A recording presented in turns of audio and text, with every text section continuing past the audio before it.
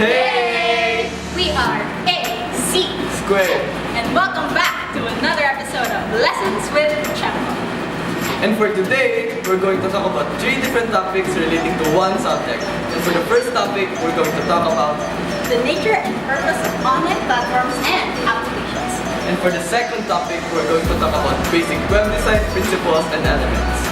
And for our last topic, we're going to talk about web page designs using online templates and what you see is what you get platforms. Let's get started on the first topic. By sheer coincidence.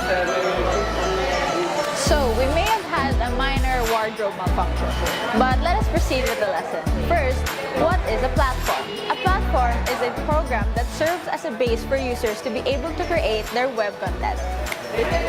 Now, what is an online platform? It is a specially designed platform that aids the users with creating content, allowing them to modify and access the application. Now, for a short history, Fortran, also known as Formula Translating Systems, it is the first high-level programming language developed by a small team led by John Backus. It is a shortened process of programming and made computer programming more accessible. Now, let us proceed to API, or also known as Application Programming Interface. It provides access to the data or set of routines, protocols, and tools used for one program. Now, let us proceed to the types of API. The SOAP, or Simple Object Access Protocol, the Source Code APIs, the Legacy API. Now, let us proceed to the SOAP, or Simple Object Access Protocol. It is a lightweight protocol for exchange of information in a decentralized, distributed environment. While for the source code API, it is often used for the development of projects to create composite applications. And lastly, for the legacy APIs, it employs flat files, remote object protocols, and hardware ADIs and other means, more on grouping a variety of older protocols. And for our second topic, we're going to talk about basic web design principles and elements. But before that, let us define what is web design. Web design is the process of creating websites. It encompasses several different aspects, including web page layout, content production, and graphic design. Then, let us define what is design. Design is the process of collecting ideas, aesthetically arranging them, and implementing them, guided by certain principles for a specific purpose. Now, what are these principles? These principles include line, shapes, texture, space, size, value, balance, emphasis, rhythm, unity, and contrast. And if you want to learn more about this topic, just click here for our video regarding these principles. Before I tackle this topic, I want to share to you a quote from Steve Jobs. And he said, "Design is not just what it looks like and feels like, design is how it works."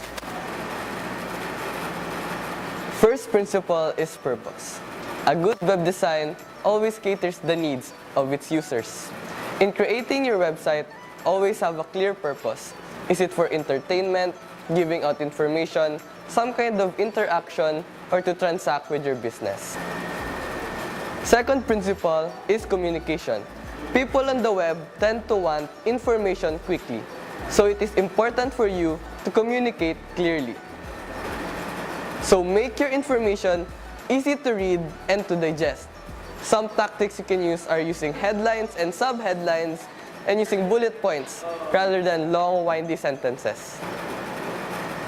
Third principle is typefaces. Typefaces is the fonts you use in your website.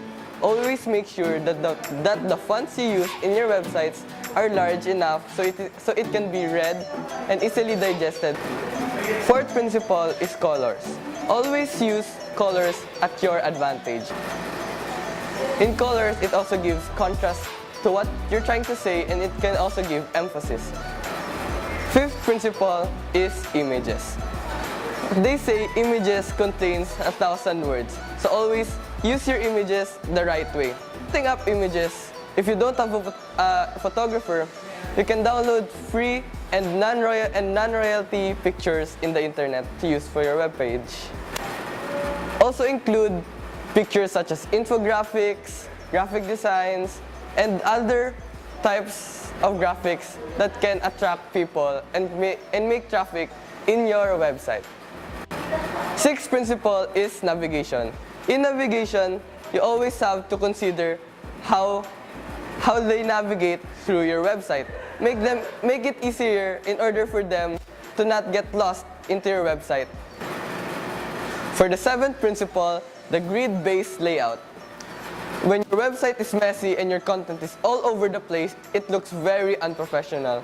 So always use the grid-based layouts, whether it's columns, rows, or boxes, or just make it balanced so it can look more professional. For the eighth and last principle is make your websites mobile friendly. In this generation that we live in today, making your websites mobile friendly is a necessity. And now, for our last topic, we'll be talking about web page designs using online templates and what you see is what you get platforms. But first, I will discuss what the difference between website template and a template itself. Now, a website template is a pre-designed web page that anyone can use to plug in their own content to create a new website. While for a template, it is a file that serves as a starting point for new documents. Now, I will tell you the different types of web templates and explain them later. First, we have the self-contained zip files. 2. Proprietary web builder interface. 3. Included with an HTML software editing program. 4. Responsive. 5. Adaptive. And 6 is the static. First, we have the self-contained zip files. It is a file compression, encryption, split archive, and more. Second, we have the proprietary web builder interface. It is a website built with closed source technology that the developer owns and controls. Third, we have included with an HTML software editing program. Specialized pieces of software that assists in creation of HTML code. But wait, what's an HTML code? An HTML code is a set of markup symbols inserted in a file intended for display on a www browser. Fourth, we have responsive. Formats a web page layout to be fluid or optimal viewing and navigation across a wide range of devices. Fifth, we have adaptive. It concentrates on the user experience of a website on devices rather than the browser itself. And lastly, we have the sixth one, which is the static. It is more based on codes rather than visual content. Some examples are JPEG, PNG, or GIFs, shopping carts, contact forms, or PDF download linked files. Now, I will tell you some websites that are about what you see is what you get platforms, or WYSIWYG.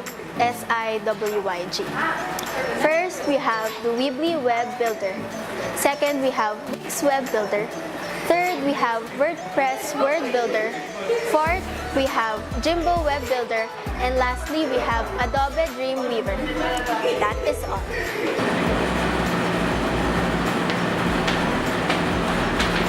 So that ends another episode of Lessons with ChAmCo. And again, we are AC Squared. Make sure to like our videos And comment down below. and subscribe for more. Bye!